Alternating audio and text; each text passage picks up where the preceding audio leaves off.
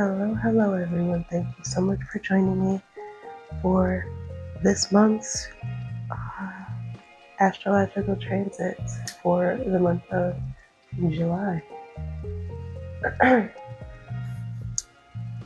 There's a decent amount of activity in the sky for July, so hopefully something will jump out as a positive point, something to look forward to. We'll see how it goes though. Starting off with the 4th of July, we have Mars conjuncting Uranus in Gemini. So this transit has historically been associated with multiple wars that have started around this time. We'll see what happens on a global scale with that, but on a personal level, this is going to be affecting generally the third house. That's the house that Gemini rules. So that's the mind, communication, technology, ideas, your thoughts. That's that area. And with Mars and Uranus coming together, those two planets are known to bring change. Those are the catalyst planets, we'll say. So this could be a sudden shift in your own thinking. This could be how you communicate changing. This is a time where new ideas start to come to the forefront of your mind. And this is also a time where you might feel like you really want to seek some independence. So the shadow side of this transit is that you could have a little bit of a reckless, sort of impulsive energy. Mars is always going to bring that aspect of do it and think about it later. That's just Mars. Mars is all about action and less about the thoughts behind it. And like I said, Uranus is a shifting kind of planet. So there's going to be some energy there that might be a little challenging to deal with, but that's going to depend on your own personal chart. Moving on to July 7th, Neptune will be going retrograde, stationing retrograde in Aries. This is going to feel like one of those alignment checks that I always talk about. This is going to be a point where you ask yourself, are the things around me what I want? Do the ideas and the plans that I have for myself align with what is in my current reality? This is going to be a time where you think about where you might not surrender enough, or where you might need to be a little bit more detached versus what am I thinking?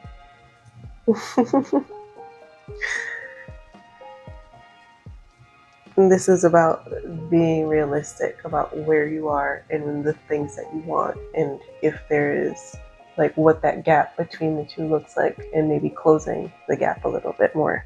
That's what I'm thinking. There we go. We got there in the end. See that? Moving on to July 9th, Venus will be moving into Virgo. So we're moving out of the Leo energy of everything is great, I love everyone is a potential love match for me, that love spell energy, and getting more into a more discerning energy. This is sort of like going from stars in your eyes and just everything is perfect to being realistic about what it is. This is clear-headed ideas about, does this work for me? Is this person right for me? It is also because while Virgo has the reputation of being critical and discerning and very, what are the facts? Virgo also sees lots of potential in seeing the best and seeing what something could be. So this is a time where you might, instead of going in the opposite direction of Venus and Leo, this could be you met someone while Venus is in Leo, and now you are seeing what could grow from that meeting, right? And this, of course, if romance isn't the focus, this is also just creative ideas. Perhaps you started a project or you had an idea back in when Venus moved into Leo and during that time, and you had, like, you started working on something, and now with the shift into Virgo, you start to ground the work a little bit more and you start to really make it into something real. Moving on to July 12th, Mercury is retrograde, and it is going to be meeting with the Sun in Cancer. This little connection with Mercury and the Sun is going to be sort of like the eye of the storm. It's going to be a moment of lucidity in all of that hazy energy that Mercury retrograde is known for. This is going to be the time where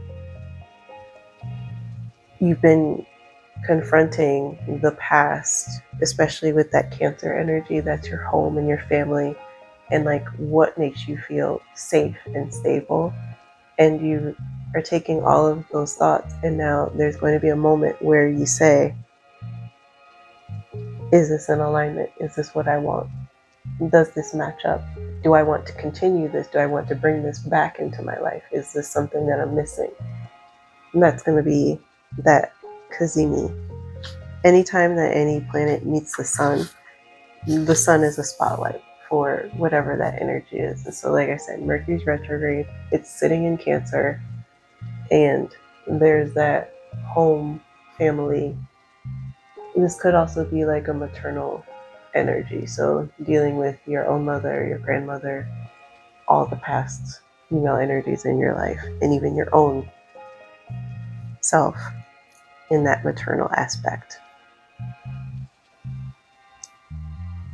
July 14th, there will be a new moon in Cancer. A lot of Cancer activity. We're deep in the water. This is going to be a time where you look at your surroundings and your loved ones and your life in general, like that home base, your stable ground, and you look at it in a new way. This could be an emotional reset. This could be a change in living arrangements. This could be a shift in your relationship with the people around you, especially your family. Cancer is all about family. This could also be a shift in your own relationship with just your boundaries, like a boundary reset. I will say, for all the positive traits that Cancer has, Cancer does tend to lack boundaries. And the lack of boundaries can lead to a resentment and like in a martyr sort of energy. And so maybe this new moon is going to be bringing in an examination of where you over give, and then that leads to resentment, or where you say yes to things because you want to be helpful or you want to be supportive and you want to be nurturing, and you might not have the capacity for it. And that's what's going to be coming up with that new moon in Cancer. July 22nd, the sun is moving into Leo. You either love Leo energy or you don't. I have a lot of Leo energy in my chart and I don't love it. That's just how that goes. I feel like there's always tension and friction between the neighboring signs. So I'm a Virgo sun, and on one side I have Leo and the other side I have Libra, and both of those signs are contention points for me. But with the sun moving in Leo, there could be a potential boost in creativity Leo is associated with the fifth house. And so that is children, romance, uh, passion, creativity, like I already said, and playfulness. So there is going to be a bit of levity in the air with the sun in Leo.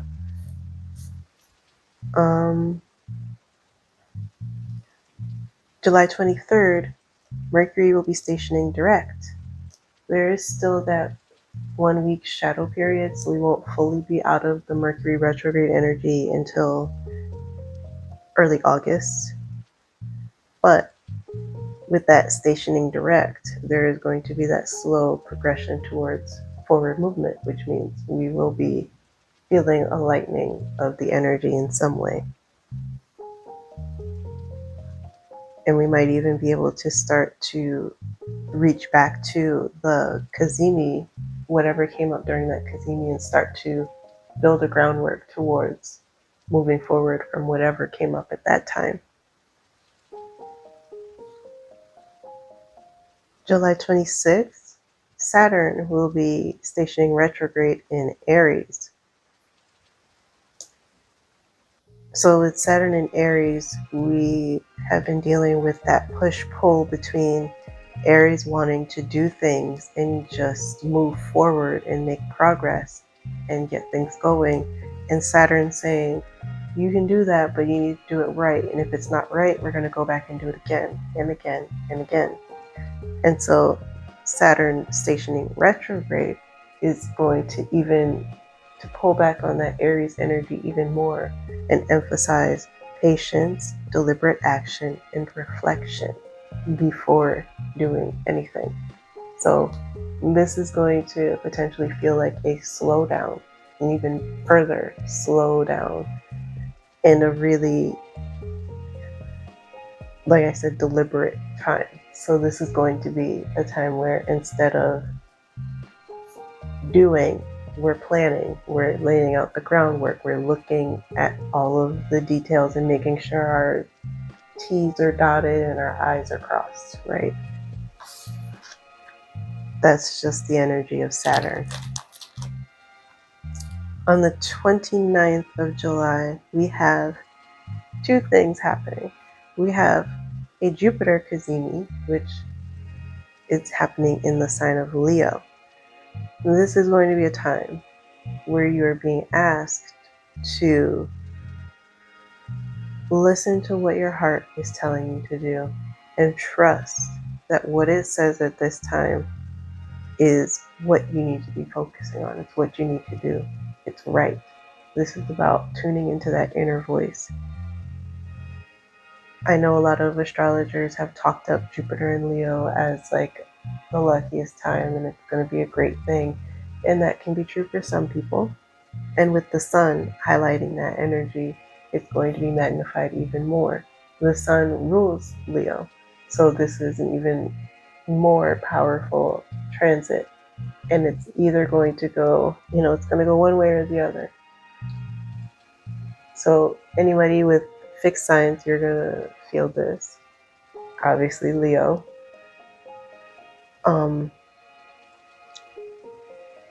Take it with a grain of salt. Look at your own personal chart. Like I said, that's the fifth house for Leo. But look at where your Jupiter is. Look at where you have Leo sitting. And, see what could possibly come up. But for the most part, I feel like this is a positive transit. This is something that could be beneficial if you use it properly. Take some time to sit with yourself. Listen to that inner child's voice, because Leo also is heavily associated with the inner child and children in general. Maybe this is a time where you look back on your childhood and see if there was something there, something that you used to do that used to make you really happy, that maybe you want to reincorporate into your current adult life some way, somehow. On that same day, we also will have the full moon in Aquarius. Again, fixed signs, you're going to feel this, that Leo Aquarius axis with all sister signs, there is that push-pull and that dichotomy between the I and the we, the inner and the outer, what is obvious and what's hidden. And so for Leo and Aquarius, it's very much the self energy opposing the community, the network, the people around you, like the greater world. With the full moon in Aquarius, this is an opportunity to have a higher perspective and to find new ways to honor that Leo self-expression and use it to benefit the larger community. Aquarius is all about, that community and the humanitarian effort. It's all about taking the things that we have within ourselves and using them to benefit others and to make the whole greater. That is probably going to be an interesting time to look at what projects you have that might benefit the world as a whole. With full moons, that energy is about releasing. It's less about doing and more about reintegrating energy or releasing energy. I would say sit with any ideas you have about your own self and how you benefit the world. And maybe there is some work to be done there in that shift from saying, I don't have anything to offer, to seeing exactly what it is that you have to offer. And maybe there's a realization there. Yep. And that's what I have for the month of July. Leave a comment down below with whatever transits you're looking forward to or dreading potentially. And I will catch you in the next video on Sunday. I hope that you have a wonderful rest of your weekend. I hope that you will have a wonderful month of July. And I hope that you will continue to be kind to yourselves, to one another, and to, as always, be well.